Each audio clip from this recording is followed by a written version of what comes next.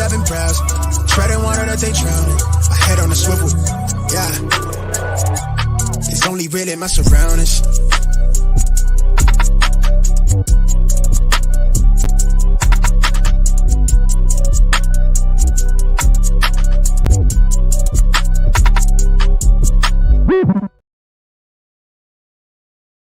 Hello and welcome to episode 176 of the Smash Accept podcast. I'm your host, Michael Royer. You can find me on Twitter at DynastyDadFF.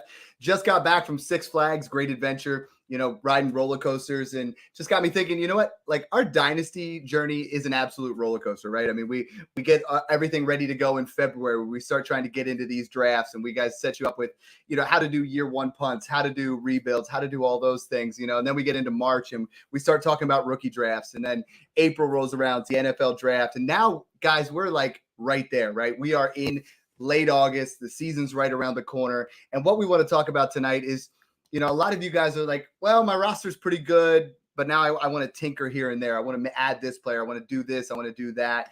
And I'm bringing on the esteemed colleagues, the best in the business, John and Mung, to really discuss what we're going to do with some of these rosters, how you guys should, avoid some of these pitfalls, how you should be taking these rosters and gearing them up, right? Because we talk about how you don't have to worry about scoring points in June and July and August, but now we're 2 weeks away, John. Like, this is right around the corner. I was looking at all my rosters today, and it's like, how do you know when to make those moves? I mean, it's so exciting with football right around the corner. What is up, Smash listeners? Turn me up in the headphones. It's going to be a good pod tonight. We got a lot of good takes we're going to throw out there. It's always fun to be here with Mung and Dad all reunited once again. The OGs. Reunited, really it feels so good, baby. Yeah. And let me just say, it is a roller coaster. It's like Corey Davis looks like he's going to be the wide receiver 2 in New York, and he's got Aaron Rodgers thrown to him. Nope, he's retired. And you got, Jonathan Taylor. Hey, looks like a more exciting offense. Anthony Richardson there. He's going to be the bell cow. Nope, not playing. And within a month, it's like a toxic situation. We'll have to talk about that one tonight, right? But but you got to roll with it. You got to move quick. You got to be dynamic. You got to make your moves. So that's what we're going to talk about. And Mung, I mean, he was mentioning those guys. They also were like, oh, Trey Lance is going to start. He's not going to start. I mean, this is such a roller coaster, not just for the dynasty experience, but individual player analysis. And, the biggest question I get from people now is this guy a buy? Is this guy a sell? What should I do with these? And we're going to break this down. Mung, I know you just got your dynasty rankings out there on Fantrax. Awesome collection of putting that together here this season. Yeah, it's an exciting time of year with a lot of moving pieces. It feels like more than other seasons with all these running back issues and a lot of trade rumors flying around. And honestly, it's fun that the NFL is more into trading and actually getting players on rosters that hopefully put them in positions to succeed, right? Because Jonathan Taylor, Josh Jacobs, clearly they're unhappy, and we'll see what ends up happening with them. But yeah, I mean, the dynasty rankings are constantly changing, and right now I just updated them, but I'm sure I'll continue to update them over the next few weeks, right up until kickoff. And as always, I say my dynasty rankings sync up more closely with my redraft rankings this time of year, because as we get closer to the season and in season, that's when they really kind of overlap a lot more. And if you guys want more redraft talk, you can check out my other podcast, the Fantasy Football Addicts, where we talk redraft, and we just went over some QBs and running backs to fade or target at their current ADPs. I love it. And right now, shout out quick to the Patreon, is we're going to be updating rankings on there. But guys, we are right around the corner from the season. We're going to have sit-start rooms. We're going to be in there so you guys can figure out those last-minute moves, those covering both dynasty and redraft. You guys may want to make sure you're in that. And lastly, got the draft board behind me, draftkits.co, code SMASH, you get 10% off. We didn't really plug that as much as we have in years past. Guys that have gotten it, if you know, you know. I mean, those draft boards are fantastic. So we were talking about Jonathan Taylor. We'd be remiss if we didn't hit on that right off the bat. I mean, Jonathan Taylor has now been given a week to find his trade. There are 6 teams interested. John, when we start looking at this, I mean, we wanted him to be with the Colts. It was going to be an interesting situation. You and I have both been heavily invested in Jonathan Taylor in the past. I have moved down to only one share of Jonathan Taylor off all my teams.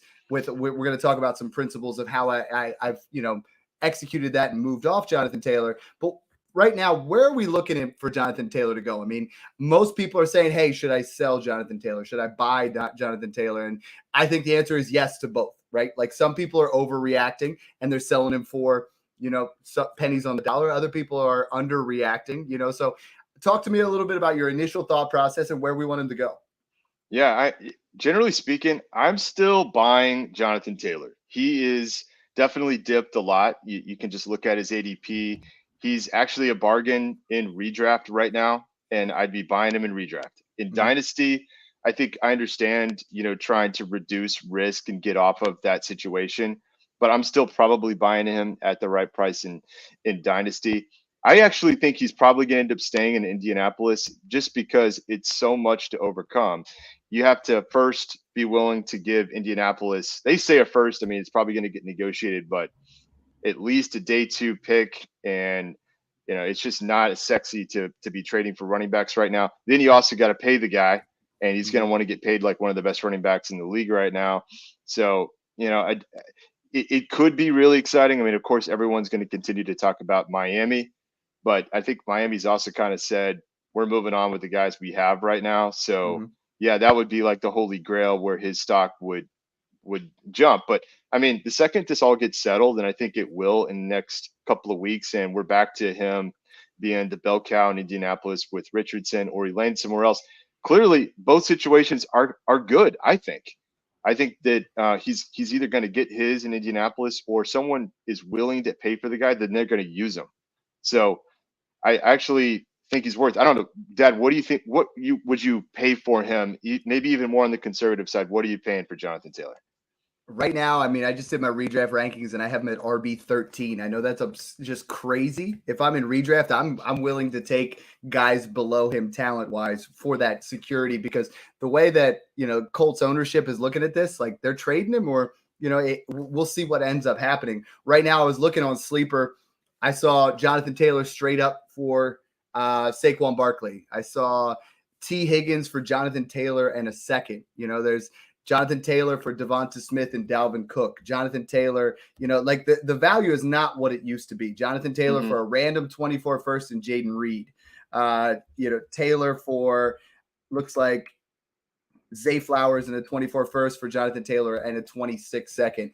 So right now is definitely not the time to be selling, in my opinion, because I think he ultimately gets a chance. If he signs somewhere else, you're going to get that value bump, but it is a very sticky situation. I mean, Mung, how high up do you have him in your redraft rankings right now? And I mean, I know talking about moving straight from Jonathan Taylor to Saquon, you'd probably smash that. I was helping up with a bunch of draft assistants through the Patreon. He fell to 409 in a startup, John. I mean, that's just like 409. That's why I'm saying I'm buying. And he was at that 208 about a month ago, so that part has dipped considerably. I just don't like investing in the running back position when we're talking about a guy that, we are in a sticky situation. So Mung, where do you have him in your redraft rankings? And let's start talking about trade values. So I have him at RB12 positionally, which isn't that low, but I have him ranked 40th overall, which basically means I'm not going to get him in any of my drafts. And I'm okay with that, because to me, just because he is granted the option to look for a trade doesn't mean he'll get one, right? Because realistically, the only places he would probably consider playing without a long-term deal would be the Chiefs or the Dolphins, chase a ring, and then hopefully get paid by another team, because neither of these teams is going to give him that big contract. So in the scenario where he plays for the Colts, we've discussed before some concerns about lack of receptions and lack of goal line usage with Richardson there. And also the added risk that, true, he has to accumulate those games to accrue that year towards his contract, but there's really nothing stopping him from saying after week 7, week 8, something like that, hey, my ankle's acting back up, and kind of do that soft holdout that we saw Kenny Golladay do a few years back, right? And not that Golladay deserved the contract that he got, but certainly that's a risk, right? Because even though technically they don't have any leverage that's something that I don't know that you want to risk going into a season as a contender. But at the same time, I understand not selling low, because right now, with the uncertainty, is when people are not really willing to pay for him. Yeah, and I mean, John, we talk about it all the time, right? Like the biggest thing that I've been a huge advocate this year, even more so than others, is I've always been in the years past all about having those stud running backs, right? I've got to have these guys. I got to have those guys. And, you know, like I sold Jonathan Taylor for Ramondre Stevenson in a first a couple months ago, like certain guys that I'm always going in there and buying. And I put a tweet out there today, and a lot of people were, you know, interested in how this actually goes out. But I said, you know, if you have a lot of depth on your team, running back's the most volatile position, you know, and this was 2 months ago, getting Ramondre Stevenson in a first for JT. You know, a lot of people are asking me, should I use my 24 first now and buy a running back? Should I upgrade my running back? And this is that time of year where I'm almost saying, you know what, do the opposite. You know, like if you can get give up Jonathan Taylor and get Joe Mixon and at 24 first, I would smash that. You know, like anyone in that range, in that RB, you know, 15 range and above, I would do it, because you're getting the production and then you're getting a first on top of this year. Jonathan Taylor has just put it into a situation where, you know, obviously he's a supreme talent, but he's 24.6. So we talk about this time next year, he's going to be 25 years old. You know, there's a lot of guys that are going to be up and coming that are going to surpass him. I think Gibbs and a lot of guys like that. So, John, I mean, when do you think it's too much tinkering? Like a lot of times we make these moves. And for instance, you know, I did similar type moves last year where I traded, you know, Saquon Barkley for Pollard in the first. And then I traded, you know, made these insulated trades. And then when we got to December, then I was buying your Derrick Henrys. I'm buying Austin Eckler. I'm buying these other running backs. So how much do you tinker this time of year? And then what are some moves that you're looking to make? Because I think everybody right now is just, they're in this area where I want my roster, I want my team to look as sexy as possible. Yeah, this is such a great question. That's kind of the theme of the show. The answer is, it really kind of comes down to your league. I mean, you may have dynasty leagues where guys have just kind of taken off most of the offseason. They're just now starting to get interested in again, and they're kind of evaluating their rosters. And so before you really need to do any tinkering, just start those conversations back up. Start talking to other guys about their rosters, kind of what their strategies are. You know, are they willing to make some moves to try and become a contender, or are they starting to realize, you know what, I don't think I can get it done this year. I'm starting to look at some of these projections on Sleeper. I don't think I have what it takes. You might start those conversations about grabbing some of their guys.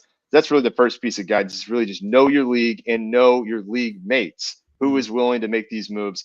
Are there some guys that are very risk averse and are sitting on Jonathan Taylor and getting super nervous? Are they sitting on Josh Jacobs and sweating it because he's their RB1? You might just start sending those guys some offers. And so I'm still trying to take advantage of any time during Dynasty opportunities to get value, to buy low. But I think to better answer your question on tinkering, I think you do need to really be careful here, because, for example, when it comes to veterans, we talk a lot about this on the show. Now is really not a good time to sell your veterans. You're most likely selling low. Dynasty, just generally speaking, is age averse, and you're going to get much more value once these veterans start putting points on the board, and everyone's going to start realizing who's contending, who's not, and all of a sudden, there's going to be a number of teams that will need more veteran support. They're going to be dealing with injuries. Those veterans are going to be worth a lot more. So be careful right now about tinkering too much and trying to sell a veteran when you're probably going to get more value. Now, where I do suggest you do some tinkering is you have your guys, right? And I think we should maybe toss out throughout the show some of the guys that you think are about to take a big jump in value. Buy them now before the season starts. Like, you think they're going to get more playing time, or they're about to really show out and show the world what they can do. Some of these rookies that we've never seen on the field before. The rookie fever has died down, and maybe you can actually get some of these guys for a bit cheaper than you could a couple of months ago. I'm okay with making moves like that if you're confident this guy is about to take a big jump in value because he's going to really ball out. So those are some things that I think about when I'm looking at this point in right on the heels of the season starting. I love that so much. And that's really what the success of a lot of this podcast has been, is making those insulated trades by picking our guys, those guys that Definitely. we think are going to hit, and there's, since we're talking about running backs, I mean, who are some of those guys for you right now? Like I'm huge on Jahmyr Gibbs right now. A lot of people, if you went straight up, I mean, would you rather have Taylor or Gibbs? Like there's a lot of guys there that, we've talked about are going to hit this year. Who are those guys for you? And if someone came to you, like, where's that line of who you take straight up for Jonathan Taylor? Yeah, I think that for sure Gibbs is a good example of someone that is right now valued more than Jonathan Taylor. I just still love Jonathan Taylor's overall talent and still think he's pretty valuable. So there's definitely, you guys have him RB 12, 13. I'm not quite that low right now. I still believe in what he can do in the talent. And I think his situation is going to be good one way or another. But again, like you said, there's a lot of folks that may not want to part with them. I would happily send a 2024 first for Jonathan Taylor if you could get it. You're gonna need more than that for sure. You're probably gonna need more than that. Yep. I moved him to my RB7 in Dynasty. Immediately once he goes. So I mean, I still have Bijan, Christian McCaffrey, Breece Hall. Like I had Breece Hall and Bijan ahead of him. I moved Christian McCaffrey, Jahmyr Gibbs, and Saquon Barkley ahead of him for now. As soon as he signs, then he's going to bounce above Barkley for me, but I'm still keeping Gibbs up there, and I think McCaffrey absolutely eats this year. So that's the interesting thing there. Yeah, I do have some other running backs, though. If I could categorize some guys that I would consider maybe buying, there's a group that I would classify as kind of like the post-injury guys that we all have the recency bias on. And, if they're further removed from an injury, they're still kind of a buy low. They could show out. I still believe in J.K. Dobbins. I would put, for another example, Isaiah Pacheco. I think that Javonte Williams is starting to creep up a little bit, but is also a great buy. He's way, way ahead of his rehab schedule. I mean, the guy must be a Wolverine. He's already out there playing in games. Is it going to take him some time to get back to 100%? Sure. But I think that the value can get him that. So that's one group. Then I would also say, if you are willing to buy veterans, like I said earlier, you might get them for a little bit cheaper right now. This is a situation where you're contending. You look like a top 3 team, but you need like an RB1, RB2, RB3. I think there's great values out there right now. And Aaron Jones, Nick Chubb, I think is absolutely going to ball out this year. Kareem Hunt's gone. They're using him more in the passing game. The guy is just still one of the best pure runners in the game. A little bit cheaper options than Jones and Chubb. Full Monty, Miles Sanders. And then last one, just a couple of these rookies that I think are still undervalued. Kendre Miller, I really like still. And my gosh, we saw what he could do in the preseason game. Like the guy ran a wheel route, dove, caught the ball. Like apparently he can catch the ball, like we were saying. I still love my boy Tajay Spears, and I think people are going to realize that he's gonna ball, and he could be the heir apparent to Derrick Henry. And then maybe get a cheap buyout there on Sean Tucker. Like we talked about Sean Tucker for the longest time, then everyone wrote him off completely because of this medical situation. Looks like he's past that now. If that's past him, the talent's still there, and there's not a lot in front of him in Tampa Bay. I mean, you could maybe even get him off waivers. So those are a few. When I kind of analyze the running back position today, those are some of the guys I'm kind of looking at.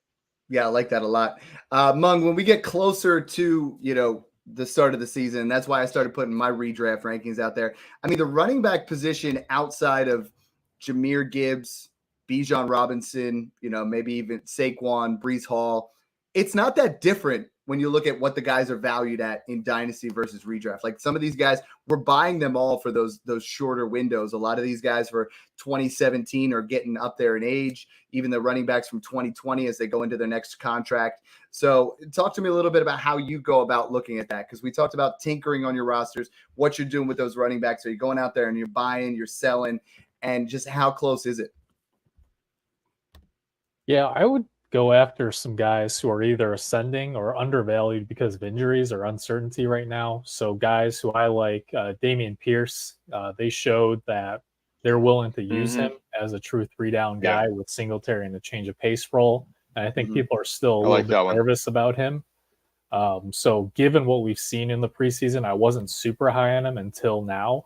But now that we have seen his potential usage, I'm much higher on Pierce than I was before. And then also just some guys who we've talked about before, just unsexy veterans, right? In backfields that look very muddled right now. I know Kenneth Gainwell is getting a lot of steam. He's apparently getting first team reps and they like him in 2-minute situations, but it's not going to be all Gainwell, right? The hype has kind of died on Swift and Penny. So if you can grab those guys for cheap, players who haven't been practicing for a while, right? Damian Harris has been nursing a knee injury, but it sounds like as of right now, he's still expected to be fine for week 1. You might be able to get Damian Harris for a third right now. Throw out some offers. He's an unsexy name, right? I just lost it. Joshua Kelly is someone I've been drafting in the last rounds of best ball rosters. Him and Isaiah Spiller. We've talked about how Austin Eckler's 28 years old. One of those guys, if they seize that number 2 job, they have standalone weekly flex value if they do get some early down work. And then finally, Devon Achane, right? He's hurt. He was allegedly the 4th or 5th string in preseason, but we know that depth charts change a lot quickly in season. And Raheem Mostert's 31, Jeff Wilson's, I think, 28. Neither of them have been true workhorse backs. Both of them have extensive injury histories. So try and buy Achane you might be able to get him for a mid-second right now because the hype is dead, right? He's hurt and he's quote unquote 4th string. So right now, these are the guys I would be looking to buy. All right. I definitely want to start breaking down individual running backs here. But the other principle that I wanted to talk about, it was a tweet that I put out a couple of weeks ago, something that we're talking about tinkering rosters, but this is like a new mentality that I'm trying to tinker with. It's just called reduced volatility trading, right? So we look at it, running backs are the highest injury risk, easiest production to replace, and the biggest market fluctuation, right? Our elite wide receivers keep that area. So what I've been looking at doing on a lot of my rosters and in the trade that I made here is I gave up Breece Hall and Chris Godwin to get Ramondre Stevenson, Devonta Smith, and Juju Smith-Schuster. So for me, it was taking Godwin and upgrading to Devonta Smith, getting younger, getting one of those top 12 wide receivers, and then moving myself off of one of those, high upside running backs that could go down to injury. I mean, right now, like obviously we're going to talk about Breece Hall a little bit later, but we got a 1A, 1B situation obviously there with Dalvin Cook. So for me, I'm trying to do that, and this is a trade where I was suggesting this with Jonathan Taylor in that area, and you move from that volatility of that running back position, which we can replace that. Like, John, the more I get into this, the more I do this every year. Right now, in Smash Accept 2, right now I have Jamar Chase, Justin Jefferson, A.J. Brown, and then I've moved all my running backs. So last year I had Jonathan Taylor, Breece Hall, Saquon Barkley. I moved it to the 3 top wide receivers, and I'm okay rolling out Isaiah Pacheco, Aaron Jones, David Montgomery. And those are my 3 running backs in that situation where I've been like, you know what? I had Jonathan Taylor. I traded him straight up for A.J. Brown in the 212 and drafted Laporta. I traded multiple pieces last year to get Jefferson, because I want those wide receivers. And you know what? Next year in 2024, I take a shot on Henderson. I'll take a shot on some of these running backs because the running back position is so easily replaced for production. I mean, the elite guys, they ball out. Christian McCaffrey's numbers absolutely off the charts compared to everybody else when you come to do that. But then you get to these areas where it's like, you know what? You were winning leagues last year with Isaiah Pacheco. You were winning leagues with Aaron Jones. You were winning leagues with some of these guys that are considerably cheaper. So why not invest in the wide receiver position and do a quick flip-flop? I'll give you my running back who's, I'll take a running back downgrade for a wide receiver upgrade because I'm getting younger, I last longer, and, I'm avoiding that volatility. Yeah. I like this a lot. And I think that, by the way, things are kind of shifting that way in general. And this is important that you kind of keep on top of some of these trends and get ahead of the game, kind of make your moves now. For sure. It's because of the age, right? Like we talk about it. It's always different every year. But right now, you look at where the running back values are in that 2017 class, you're still getting in the 8th round, you're getting Aaron Jones. In the 7th round, you can draft Joe Mixon. Right. In the 9th round, you get Kamara. So why not take that value? Yeah, for sure. Even if you just kind of look at redraft to see kind of where people are at, the first 4 guys off the board a lot of times now are Jefferson, Chase, Kupp, and Tyreek before any running back even is often considered there. And again, because wide receivers are in general 15 to 20% less likely to get hurt than running backs. So you're actually giving your team more stability, and very similar to production in running, PPR type leagues. So I think it's a very good strategy. And you're right. You can get these. I mean, let's use Mung's term, unsexy veterans. So we're bringing unsexy back tonight. We're, a couple of us are dads. We're kind of used to that. We're trying to stay, but yeah, we're bringing unsexy back tonight. Yeah. And you can absolutely have a roster, like you said, where you have some guys that, are not considered super valuable, but will absolutely help you win games, championships. And what I would like to do in a lot of those scenarios where you're top heavy on wide receivers, maybe your QBs, is like over half your bench is just running backs. They're all just like dart. They're RB2s. They're cheap. You just keep them there, and then you're ready to turn them when they get their shot. And I mean, inevitably, half of them do throughout the season. So that's kind of the roster construction you could consider in that kind of strategy. Perfect, because I put that in there with, I did all the rankings today. Then I put in handcuff tiers, and it's like, this is that area where we talk about those rookies. Almost every single rookie over the last 2 years has increased in value at the running back position from when they were drafted up until, I did it where I looked over the last 2 years. And aside from Isaiah Spiller, pretty much everybody has gone up. Now you got Charbonnet, Miller, Bigsby. I mean, there's a lot of guys that are going to, Spears are going to get an opportunity, even Roshan Johnson. So yeah, we want to load up on those guys, the Damian Harris, the Devin Singletary, Antonio Gibson, AJ Dillon types. So we don't do this a lot. We're going to break it down. Last week it was fun. Mung, myself, and Snoog, we did a redraft mock. We're going to kind of talk about how these guys are going to pan out this year. I mean, we wanted to really go over, trying to reduce that risk of the running back position. But let's talk about, we're going to go in now. This is John's thing. We always go all in. We talk about that. Looking at things over the last couple of years, 9 out of the last 10 players to be the number one RB overall were under the age of 25. 11 of the 12 were guys that were drafted in that top 12 of fantasy football. So I started breaking things down. Who are those guys that could be the RB1 overall? That first tier I have for me is McCaffrey, Eckler, Bijan, and Saquon Barkley. Mung, is there anybody else that you could say, given a full PPR, this is a guy who's that dark horse that could be an RB1? The RB1, sorry. Yeah. Who are the names that you mentioned? You said Eckler, McCaffrey, Bijan, and Saquon. I think there's an argument for the next two guys, Chubb, Pollard. Yeah.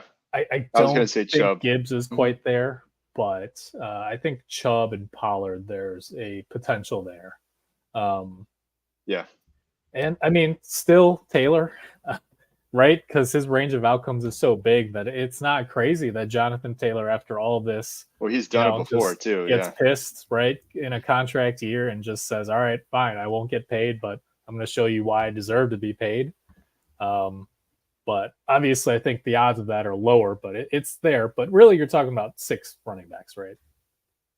Yeah, I think for me, Nick Chubb would be the guy I would throw in there. I just kind of have the thought that he may get more worked into the passing game. And if you're looking at, let's say 35, 40 receptions for Chubb, knowing what he can get on the ground, I mean, he could lead the league in rushing yardage, and I think they could lean on him in that offense. That would be one. I could easily see him finishing in the top 3. It's hard to argue with Eckler and McCaffrey, but I think he's in that range with Bijan and Saquon. And he's that guy year in and year out. If you still play standard, if you're old school or 0.5 PPR, he gets bumped up. But John, we're talking about buying running backs, and right now, I mean, Nick Chubb is still he's still super achievable. I mean, a couple sleeper trades I wanted to look at. Cam Akers in a second for Nick Chubb in a third. That's a smash for me. Okay. I like Cam Akers, but Nick Chubb is what, we're already in that for situation. Contenders, absolutely. Yeah. Elijah Moore in a 24 first for Nick Chubb in a 24 second. We talked about not trading that 24 first, but then another one here is, Rashad White in a 24 first for Nick Chubb in a 24 second. And I know you and I have made a living off of those kind of trades because sometimes right now, I know when I play with you, your first is going to be late, right? But not everybody knows that right The after the optics, draft. right? Not every, Yeah. So you go out there and you throw Nick Chubb, you throw Rachaad White in your late first for Nick Chubb and what could be a mid to late second. Yeah, And I think you're only end moving up, down 6 to 8 spots in the rookie draft. yeah. I mean, what about this one? Roschon Johnson in a late 24 first or Nick Chubb?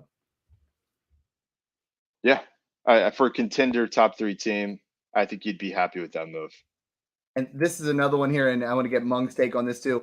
A lot of people have been saying, you know what, like they're saying I'm going to trade my 24 first. I want to trade my 25 first. What I've been trying to talk to people is give them a collection right now, right? So this is Alexander Mattison, Sky Moore, and a 25 second for Nick Chubb. For me, it's like, oh, it looks like enough value, but 3/4 don't equal $1 in this situation, where I think you get a situation where Nick Chubb could ball out. Mattison is someone that I feel like could be a trap. There could be those situations where, we figure out who goes there, what that backfield looks like.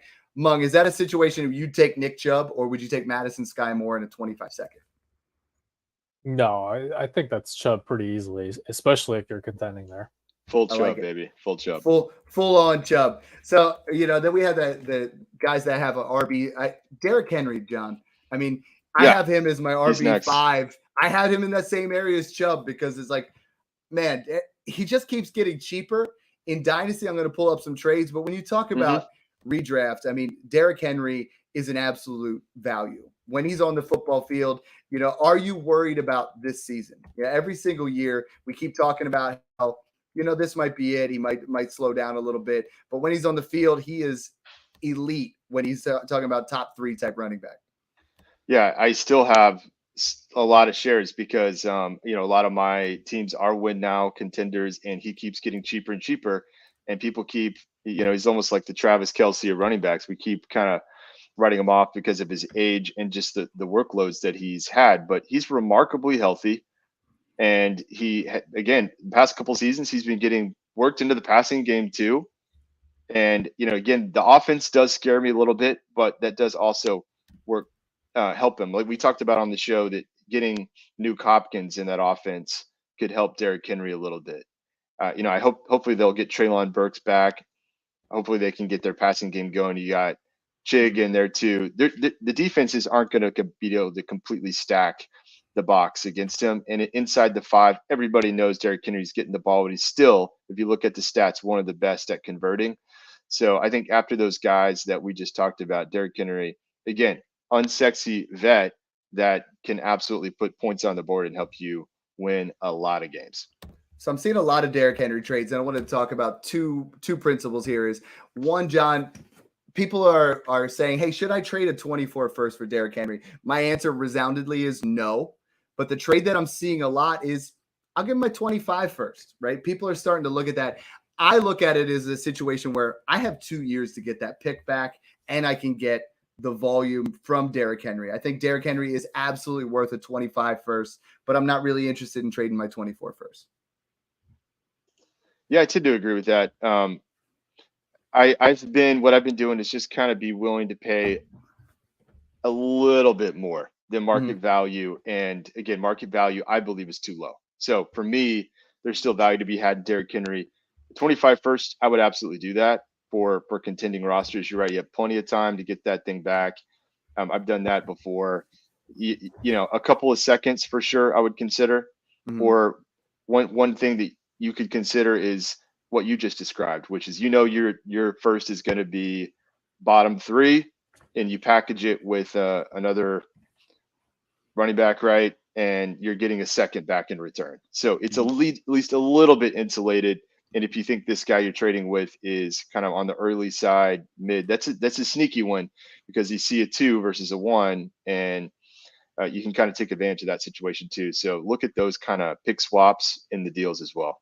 Yeah, and I mean, Mung, we look at always want to have an area where we can get off of that guy, right? So if we're moving towards a building section where we're trying to move off of Derrick Henry, I'm seeing a lot of trades that I like of like moving from Derrick Henry to Javonte Williams, because people aren't quite sure if he's going to be back at full strength. I'm moving from Derrick Henry to Dameon Pierce to J.K. Dobbins. Like if you're not fully all in, I think now you're going to get that option, right? Like we talk about it, how it's so cyclical. You couldn't trade Derrick Henry all offseason. But once we see him out on the football field, After he a goes couple out weeks, there for just watch. 26 fantasy points week 1, then everybody's going to get giddy and they're going to want to buy in. Yeah, the only thing I'll say about that is this time of year when you're thinking about which players you want to hold versus sell based on how you think their value is going to change over the next few weeks, I would look at the early season schedule, right? I've talked about Jacksonville before as a team that starts with a great schedule. They start with the Colts, whose secondary doesn't really scare anybody right now, a potential shootout at home against the Chiefs, and then they've got Houston and Atlanta, and especially Calvin Ridley. We talked about Calvin Ridley before, where he's someone where I don't necessarily believe in him long-term, but he's got a great schedule for the first 4 weeks. He's got a revenge game against the Falcons in week 4. So, in the same vein, I think Trevor Lawrence, his value is going to go up, right? And when we're talking about Derrick Henry specifically, I think it's tough because they do get the Saints week 1. Right, they're on the road against the Saints with a very good defense and D-line, but then they go to the Chargers, right? Or they play the Chargers next in week 2 at home.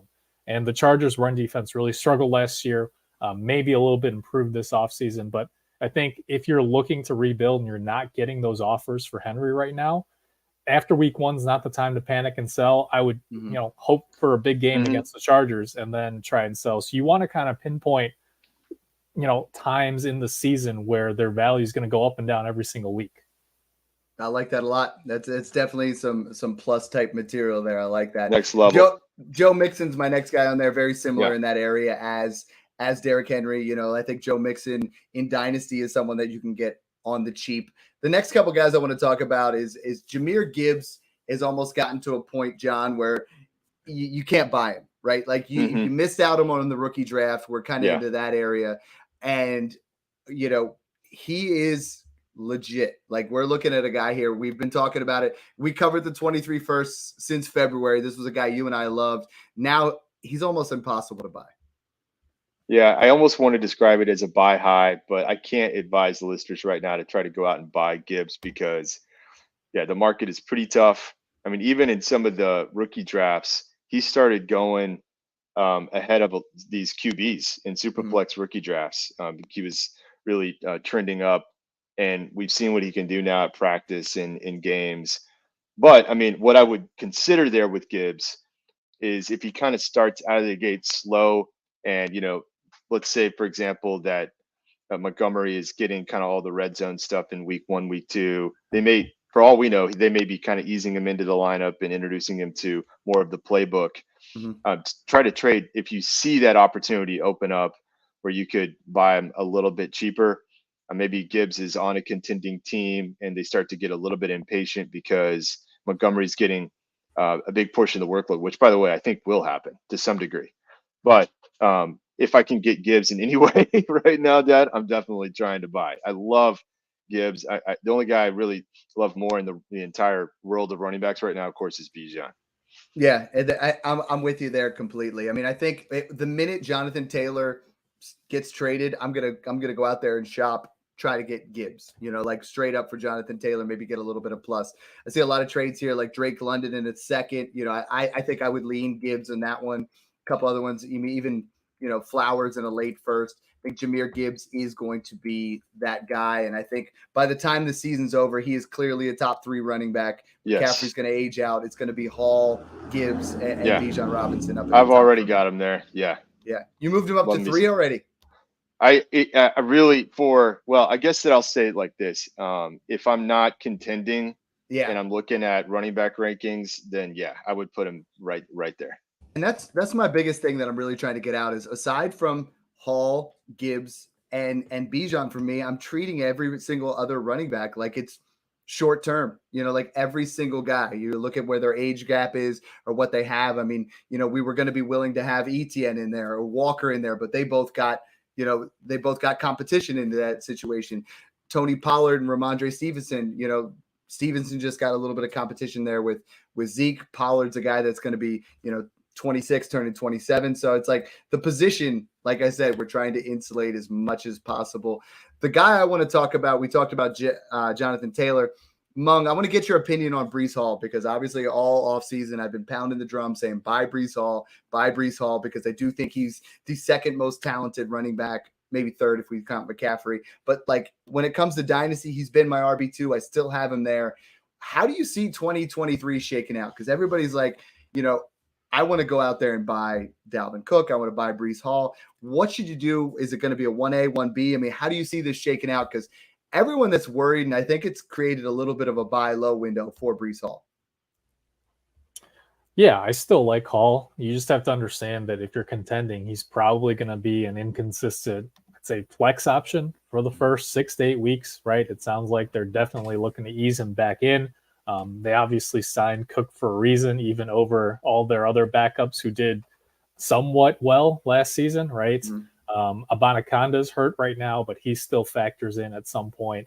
So I think it's going to be a light workload for Hall, but he still has that league-winning upside late in the season, right? And again, not to galaxy brain too much. Maybe I've been playing too much best ball here, but I've really been looking at the schedule very closely because heading into the fantasy playoffs, Week 17 matchup is at Cleveland, where historically they've had terrible weather late in the season, right? And becomes these grinded out ground and pound games. And I still think over the back half of the season, Hall is going to be the 1A, if not the clear lead back over Dalvin Cook. So again, it depends on whether you have the depth to withstand that hit at running back early in the season if you're contending.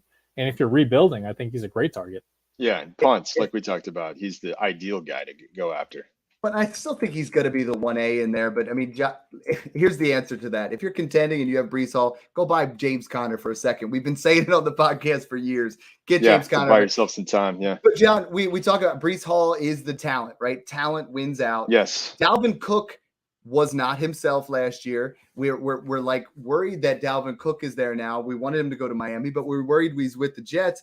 But, I mean, he has not been the staple of health across his career anyway. So the minute he goes down, Breece Hall's not going to be obtainable in value because I'm looking at some of these trades, John, and it's blowing my mind. Like I just can't understand, Austin Eckler and Michael Thomas for Breece Hall, Cam Akers and a late 24 first smash, T Higgins and Zay Flowers for Breece Hall and a 25 first smash, Brandon Ayuk and a late 24 first for Breece Hall. Breece Hall is absolutely legitimate. George Pickens and Jahan Dotson for Breece Hall. Like Breece Hall is going to be a top 3 dynasty running back. These prices are way too cheap. Tony Pollard and a 24 second. Yes, please. If you can go out there and kick the tires with a Breece Hall owner, I know that's not happening in any of our smash leagues because you guys are too sharp and I own Breece Hall in most of them. But, go out there and kick the tires, try it out, see what happens. Yeah. And we're talking dynasty here. You got to look out beyond just a few games that he's going to take to ramp back up. We saw the talent on display. And, I actually believe that Aaron Rodgers will stick around for at least another year or two. So, I think that wheels up on Breece Hall after he kind of gets back to his self. So, I'm not too worried about Dalvin Cook, but I just think on contenders, that's the only thing that gives me a little bit of pause. Go get yourself another running back that can kind of help you make sure you're winning games in those first few weeks of the seasons. James Conner, but we just rattled off how many other guys that you could get, these unsexy veterans that you kind of plug in there to bridge the gap a little bit. All right, John, we did this with Mung. I'm definitely not going to call it Smash Stash Cash because people got ticked off. It's just keep trade cut. 3 running backs, and I'm going to hit you up here with some guys that, okay. Travis Etienne, Kenneth Walker, and J.K. Dobbins. Okay. I will say, I'm actually going to trade Travis Etienne. Sorry, Snoog. Sorry, Snoog. I think that I'm just going to say I think that Tank is definitely going to get a chunk of that workload. He's too good not to. And I think they kind of want to think about how they use Travis Etienne. Super talented, but I'm looking at kind of the overall situation and the value that he has in the market right now. I'm below market on Travis Etienne. So for that reason, I think that I probably need to go ahead and keep Kenny Walker, right? K-Dub the third, just because he's kind of coming off the injury and his market value right now is a little bit low. Both those guys are worth more than J.K. Dobbins in terms of market value. I already stated I'm a big fan of J.K. Dobbins, but that's if like you're in a contending situation, you can buy him low as a post-injury kind of sleeper pick. But in this situation, if I'm looking at those three, I got to cut them. Sorry, J.K. We're in a weird situation with Kenneth Walker. It's like, man, Yeah. I was all in, but like, if you're buying, what are you buying for a ceiling that Charbonnet goes down, or that something else opens up there? So that's an interesting one. That is a tough one. I agree. We're at a weird spot there. And someone was asking me, if I have Walker, should I be trading for Charbonnet? And I'm almost like, I look at it weirdly that if I'm not the Kenneth Walker owner, I want Charbonnet more than if I'm the Kenneth Walker owner, because it's like, you're in that spot, you're going to get that second guy. But if you have them both, they're just going to be sitting there on your roster a little bit differently. Yeah, for sure. That Seattle running back situation, I'm still struggling with and have ever since the draft, where I was just numb after, like, why did they get a running back in the second round again 2 years in a row? You just rarely see that. But what I will say this, what it does tell me is that good old Pete still really values having those running backs. He does absolutely want to emphasize, talented running backs in his offense. So I do think that they're both going to get theirs, but you have to be real about it. There's only so many touches to go around. And oh, by the way, you got JSN in the offense now, along with DK and Lockett. So I am kind of struggling with it overall. And this is one of the most difficult situations to value properly. So you kind of have to really monitor that one and look for opportunities. Right now, I think Walker is still a bit of a buy low, because I think the market's kind of overreacted to that injury a bit and the Charbonnet thing. But be careful on exactly what you would be willing to pay. And watching Pete Carroll, line up there, I think he's that backup quarterback. Do you see the video of Pete Carroll? I haven't seen that one. I gotta check that out. It was beautiful. I thought we were going to talk about Pete taking his shirt off or something again. Like, it's probably what I like. There's that what I think I look like when I'm playing backyard football with my kids in the neighborhood versus what I actually look like. I look like Pete Carroll, just kind of jogging around out there. Mung, you're up on a little keep trade cut. We're going to hit you with the heartstrings. Aaron Jones, Dameon Pierce, or Miles Sanders? I would keep Dameon Pierce. I would trade Aaron Jones, and I would cut Miles Sanders. Consider me a non-believer that he's going to all of a sudden be this 3-down workhorse in Carolina. Watching him at Penn State, he had those skills, but I want to talk about Dameon Pierce because I'm with you. Like, I messaged someone else in the industry the other day, and I'm like, am I wrong for really buying in on Dameon Pierce right now? Because like last year, he had a couple pop-off games and we said, don't trade a 23 first for him. Just don't do it. And that was still the right call. But now I'm seeing things like Christian Kirk straight up for him, Tajay Spears in the 24 second, like trades like that, Javonte Williams in that same area. I mean, Mung, what's the ceiling price you'd be willing to pay for Dameon Pierce? I mean, would you pay a random 24 first now? I'd have to have a really solid team. I think late first is about right for Pierce. So if you're a strong contender, I think that's fine. I would try for 2 seconds first, but probably a lot of people who drafted Pierce and saw him do well last year aren't letting him go for that. So I think late first is that sweet spot. Yeah, I'd prefer not on the first myself, but I could see it on a contender. Yeah. And we want to see how it shakes out. I mean, that's the thing, right? That's why we talk about investing in guys like James Conner, because it doesn't cost you as much. And then if Dameon Pierce, right, you spend your 24 first and Dameon Pierce goes down to injury, he is in line to be replaced. He doesn't have the draft capital. He could be there, but you could buy that production a little bit later in the season. So get creative with it. I just want to throw it out there again too, because I've already started looking at this 24 running back class. So when I'm thinking about a late 24 first, I'm still thinking about some of these ballers that are going to be coming in next year. Go check out the show that we did where we kind of talked about that. But there's quite a number. We talked about it with 23s, right? Like there is a situation we have free agents that are going to hit the market next year. We have tons of running backs. I mean, John, if you had to say right now, I mean, last year we were saying this time of year there will be 6 running backs that were going to affect the running back landscape. You know, Yeah. 2 of them are starters, but those other 4 are clearly affecting the landscape. How many guys come in next year that are going to be in that same area? I mean, is it 5, 6 that have a shot to do that? I think we're looking at 6, maybe more. I don't want to get too crazy here, but if I had to say who they are, the guys that I have there: Trevion Henderson, Raheem Sanders, Trey Benson, Braylon Allen, Will Shipley, and Donovan Edwards. Those 6 guys for me are my first 6 running backs for the 24 class right now. I'm going to be watching these guys every week. And I think that they will absolutely get starting roles. They're probably mostly day 2 picks that we'll see. Maybe one of those guys sneaks into the first, or maybe 2 like this year.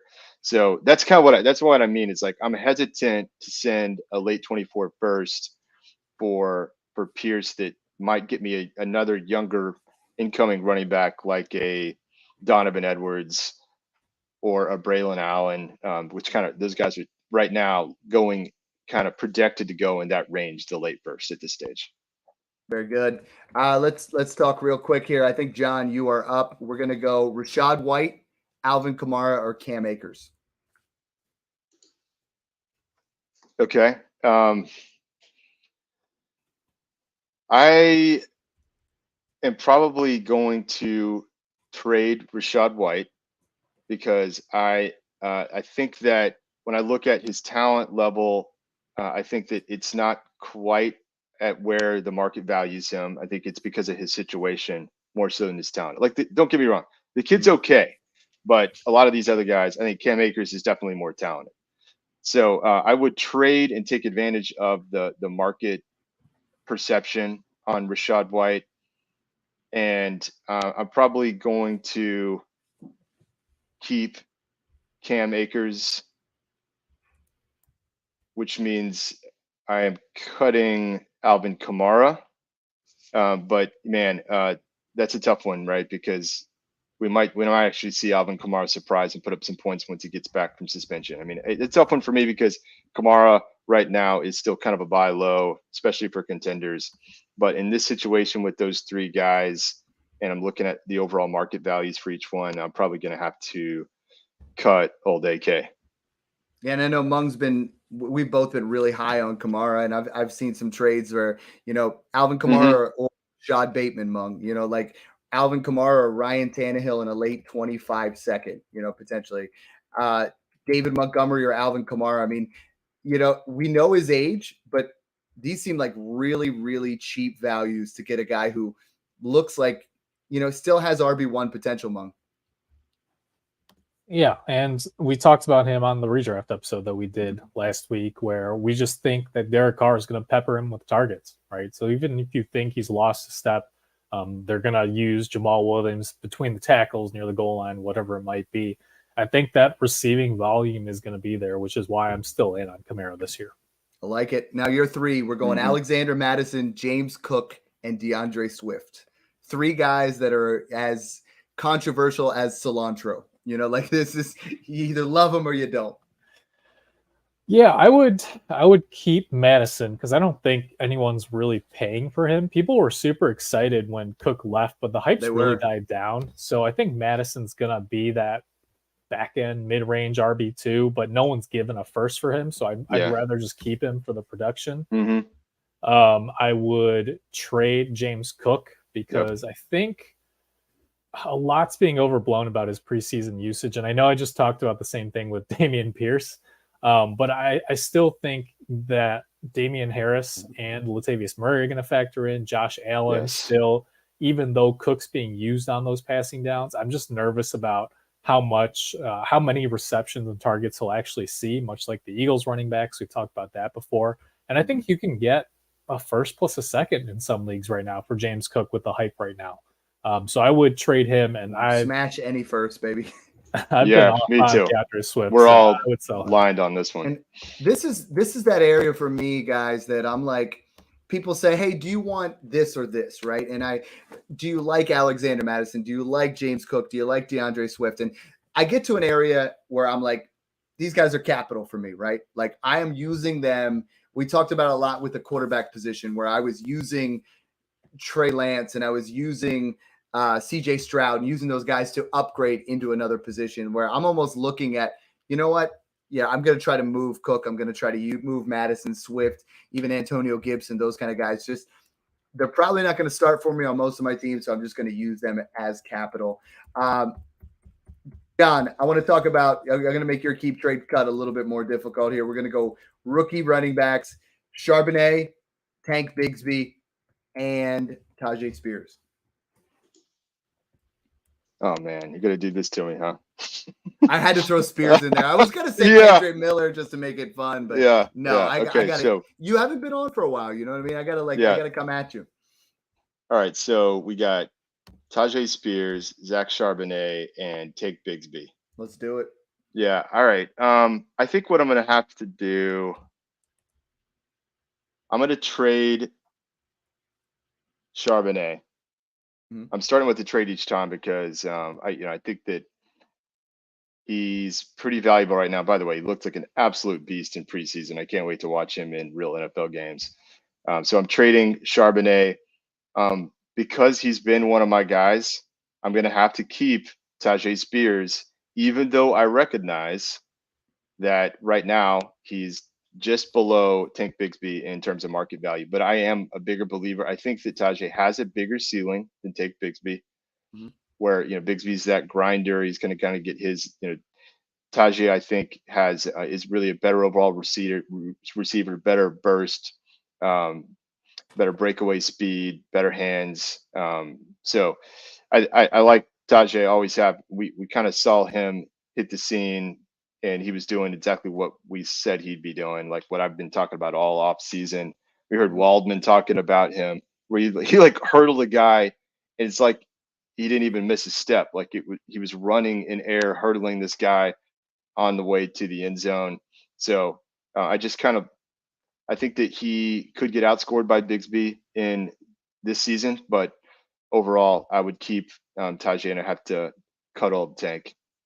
So let's talk about Charbonnet. I don't think we talk about him enough on the podcast, but I'm seeing some trades on Sleeper, and it's sparking my interest about rebuilding teams. I saw Josh Jacobs, Tony Pollard, Nick Chubb, all three of those in individual trades for Zach Charbonnet in a 24 first. If you are on a rebuilding team, that is the perfect trade because you get that first that's going to be there. And if Kenneth Walker goes down, Charbonnet he's not going to, he's going to be in a split area with Walker. But if Walker goes down, Charbonnet's value is an instant first. You instantly get 2 firsts. If you offer me 2 firsts for Nick Chubb, Josh Jacobs, Ramondre Stevenson, Tony Pollard, that's a smash. There are very few running backs. There's less than 4 or 5 running backs that I would pay 2 firsts for. So I think if you're on a rebuilding team, Charbonnet is a nice little guy to go after. A lot of these running backs, Mung and I've talked about it, I would make a similar type deal if someone offered me, Tony Pollard for Devin Achane in a first. If I'm rebuilding, I'm taking a shot on that. That gives me two clips in the chamber to kind of go after that. And I think that's something that we don't talk about enough is really just trying to move back because these rookie running backs, once they get their opportunities, are only going to increase in value. Can't wait. Can't wait, baby. We're almost at that hour mark. Like we are literally right around the corner. I mean, we are 2 weeks away. We can't thank you guys enough for listening. Guys, give me one guy. We always know we talk about this. One guy under the radar that you guys are interested in that running back position that just isn't getting enough hype. We'll start with you, Monk. Yeah, I've talked about him before, but according to recent reports, more and more Jordan Mason is getting the leg up over Tyrion Davis-Price in San Francisco depth chart. And a lot of that is due to TDP's lack of pass protection skills. And I know Elijah Mitchell's still there. I think he just came back healthy in practice and showed some burst. But my issue is Eli Mitchell just hasn't been able to put together a stretch of healthy games. So I think even if McCaffrey were to miss time, I just don't have faith that Mitchell would hold up to much of a workload. I think Mason would mix in. And if and when both McCaffrey and Mitchell were to miss time, I think Mason would have weekly RB2 upside. John, you are up. I love it, Monk. Yeah, I'll give a couple out. I think for contenders, we we kind of touched on it earlier, but I do like James Conner, and I'll also add Raheem Mostert, who, as of right now, as of this recording, is the running back one in Miami, and it's like no one cares. I know they're going to work at a few guys, but I mean, wow, such good value that I've seen on Mostert. And then I've already kind of talked Tajay Spears up, but absolutely buying him still. I already talked about Kendrick Miller. So a new name that I'll throw back in there is Roschon Johnson. Man, is he looking good.